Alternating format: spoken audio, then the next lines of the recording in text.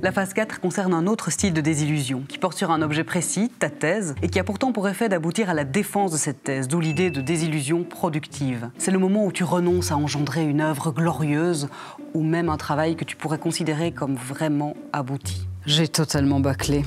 C'est la honte, mais j'espère qu'ils le verront pas trop. Tant pis, on avance. Tant pis si c'est une daube. Bah enfin, quand même, si ton objectif est de terminer ta thèse, c'est le début de la sagesse. D'une certaine façon, c'est la première fois que tu acceptes d'entendre ce que ton comité d'accompagnement te dit depuis le début. C'est pas l'œuvre de ta vie. Rassure-toi, je t'ai pas engagé pour que tu rafles un Nobel. Le but est d'écrire une thèse, pas un traité exhaustif sur le sujet. Faut pouvoir fermer des portes.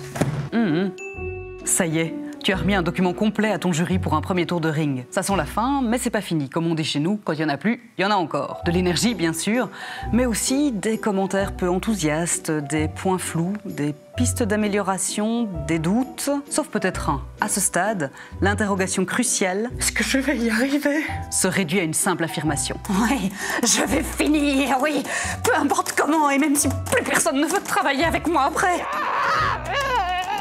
L'absence de doute sur ce point-là, ça te libère déjà d'un fameux poids. Et la certitude de la délivrance toute proche est aussi une arme redoutable contre la procrastination, à un niveau parfois extrême. Quand je sais plus comment je m'appelle, je sors courir et après c'est clarifié. Je peux repartir. Le truc, c'est de manger peu, mais souvent. Des aliments à la fois sains et énergisants. Je dors très peu la nuit. Mais je fais des micro-siestes en journée sur ma chaise de bureau, comme ça, si je m'endors trop profondément, je tombe et ça me réveille. Ce sont des exemples réels. Mais c'est pas un passage obligé, et même si tu passes par l'entraînement paracommandos, ce sera forcément pour une période limitée.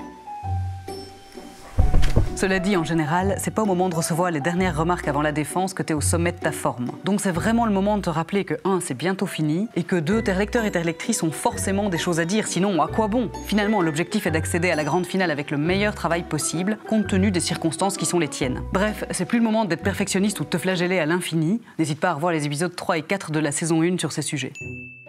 Enfin! Là, ça y est, c'est vraiment presque fini. Même si tu dois parfois faire face à des polémiques inattendues, par exemple la question du PowerPoint. Aujourd'hui, le format à la mode, c'est le PowerPoint, donc faire un choix différent peut franchement perturber ton entourage professionnel. T'as pas de PowerPoint pour demain? Pour demain, je me disais, ça va, je vais faire ça. Casse pas, on va faire ça tous les deux, ça va bien se passer. Non, mais merci, mais c'est pas ça, je sais comment on fait, c'est juste que... Et éventuellement encore après la défense. Franchement, sans PowerPoint, tu m'as fait peur. Hein. T'aurais pu me demander de l'aide. Ah bon? Ah bah, c'était bien finalement. Bref, sois prête à justifier aussi tes choix de forme. Mais de toute façon, c'est ton moment. Fais comme tu le sens, parce que t'es peut-être pas tout à fait à l'aise, justement. Et là aussi, chacune a sa technique.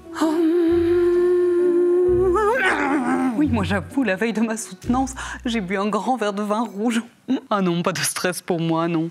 Juste énormément d'impatience. Tous ces résultats dérobés aux yeux du monde pendant tant d'années. Quelle libération! Un bon moyen de te préparer à ta défense, c'est d'assister à celle des autres, surtout dans ton domaine, parce qu'il existe de réelles différences de culture. Je vous remercie pour cet exposé à la fois simple et riche.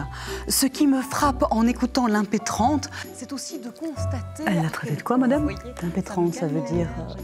Enfin, c'est pas une insulte. Néanmoins, c'est la référence à la théorie du droit. Et sur ce point... À mon sens, toutefois, il n'est acceptable de mentionner ce courant qu'en le mettant en lien avec la controverse précitée, sans quoi... Voilà pour le premier point. En second lieu... Bref, tu peux parfois attendre un bon quart d'heure avant d'arriver à la question. Enfin, à une première question. Mais il existe aussi des jurys d'un autre type. Je vous remercie pour cet exposé très pédagogique. Je n'aurai qu'une question.